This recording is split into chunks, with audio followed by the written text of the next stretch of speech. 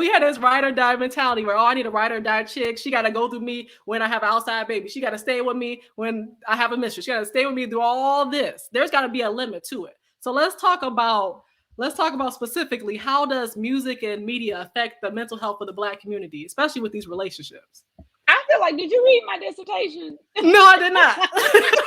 This is exactly what my dissertation was on. My dissertation was on stereotypes in Black women in hip hop and Wow. mainstream media, and how that affects our sexual kind of experiences and how we navigate our own sexuality. So this is right up my Wow. alley. And we actually did an assessment on the different types of stereotypes of Black women, and Ride or Die Chick was one of them. So we're heavily influenced by music. Our culture is so rich. Our Yes. culture is so rich, and a lot of the cultural kind of things that we get are coming from music. They're coming from movies. They're coming from what we see, fashion trends, celebrities. So Mm-hmm. music is heavily woven Hmm. into our history from the beginning of time.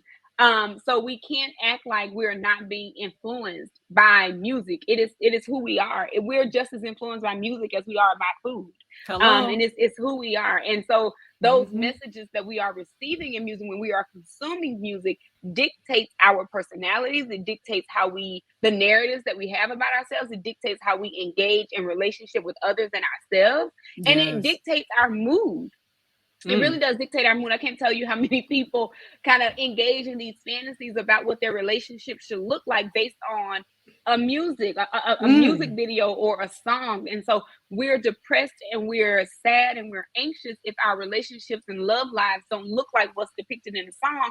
We're not realizing that that's a fantasy that is Yes. being sold to us. We're not realizing that that's not the reality. That's not realistic. And even more so, I think that as an older millennial, I have some Mm. separation between what's my real reality and what's my virtual reality. And people Hmm. who are younger, who are growing up immersed in the virtual world, it's harder to separate virtual reality from real reality, because virtual reality is the real reality, right? Yes. And so the Yes. more the smaller the gap becomes between what's real and what's not.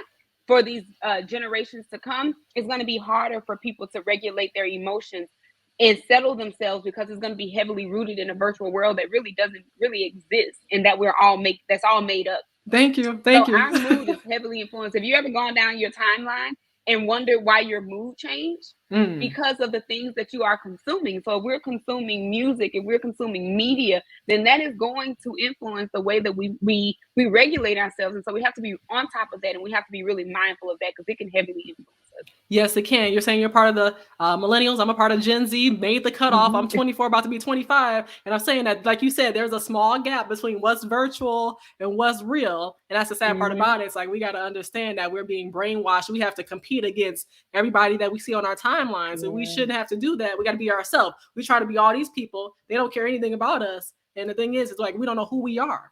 When people ask Mhm. you who are you, we can't answer it because I'm trying to be a little bit of Cardi B. I'm trying to be a little bit of Megan Thee Stallion. It's a combo of all these people. So I'm Yeah. just like, come on now. Socialization for y'all is happening online. We had one high school where we were being socialized amongst two other people.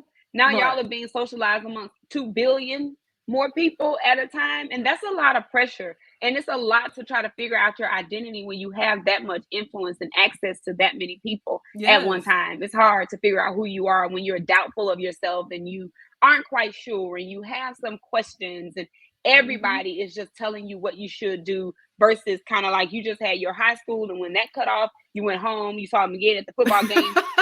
That's Nope. not happening no more. You see, Every that's not single happening. second, You we're see them connected. everywhere. Yes, Yes, every absolutely. single second. There's no break. And then the thing is, like you said, when it comes to social media, the more hours you spend on it, the more stressed you're going to be, because it does change your mental health over time.